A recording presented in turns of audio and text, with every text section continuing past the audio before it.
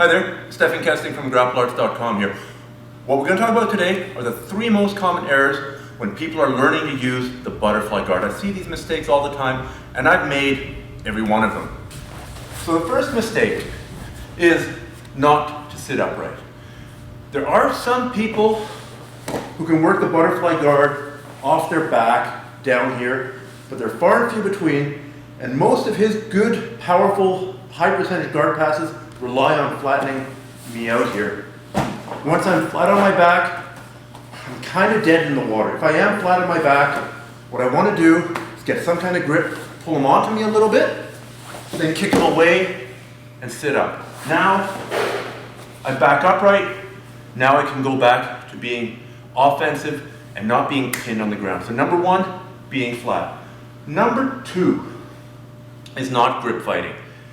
Just about any grip that he gets on me, whether he's standing or on the ground, is bad for me. If he stands and controls my ankles, that's bad because, for example, he can lift my ankles up and drive me flat and pass. If he controls one ankle in my head, he can spin me and pass. He gums up my offense, he gums up my movement. So I cannot let him grab me. It doesn't matter with the gi, without the gi. If he grabs my ankles, I circle my feet out. If he controls my head, I get rid of that grip. If he grabs my arm, I strip it. If he grabs my lapel, I strip it like that.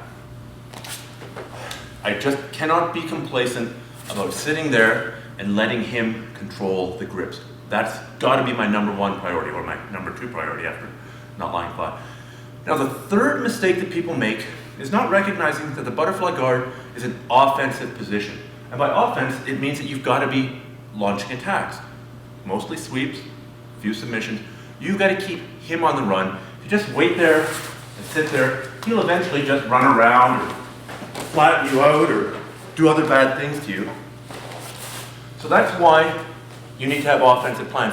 And with a butterfly guard, I like to think of it as having a long distance plan, a medium plan, and a close range plan.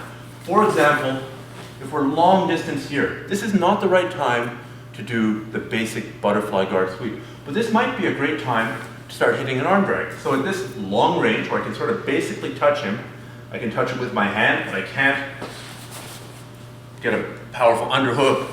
I can't get an overhook. I can't really get deep under his hips. From here, I might be concentrating on, say, an arm drag. Right? Working towards the back. If he's standing, we're here. Again, I can just barely touch him with my hand. Again, work an arm drag. Maybe I can scoot in, put my feet behind his ankles, control him with the idiot sweep, and knock him over. Now I'm being offensive. At a closer range, now I can get an underhook. He can put more weight on me, but I've got the underhook. Now I can start thinking about the classic butterfly guard attacks. You know, like the basic butterfly guard sweep, the reverse butterfly guard sweep, those sorts of things. At extremely close range, when he's really putting a lot of weight on me, I still have to have a plan here. One thing that you might do here to stay offensive is to just work and throw him up into the air. Fall back, throw him up in the air. Now, you've created a position. Once he's in the air, you can spin to a knee bar. You can do all kinds of sweeps. One of the simplest, grab the ankles, use your shins, push him backwards. So, 3 most common errors. Number 1, lying flat. Number 2, not controlling the grips. Number 3, not having an offensive plan for each common range, long, medium, short, and most of the common situations. So if you want some more help with the butterfly guard, you can check out my Butterfly Guard and X-Guard DVD. You can check out the How to Defeat the Bigger, Stronger Opponent DVD series that I did with Emily Kwok, both of which resources approach the butterfly guard from slightly different angles and will give you a lot of good tools, techniques, and drills. But the important thing is to not get discouraged. It's a complex position, it's open, there's a lot of movement, and it's very, very powerful for you. So it does take a little bit of time to dial it in, to become comfortable with it, but once you do, it'll be totally worth it. It might well become your number 1 position when you're on the ground, when you're fighting somebody bigger, stronger, really athletic, because it's such a powerful sweeping position. So don't lie flat, fight for the grips, and have a plan at each range, and you'll do great with it.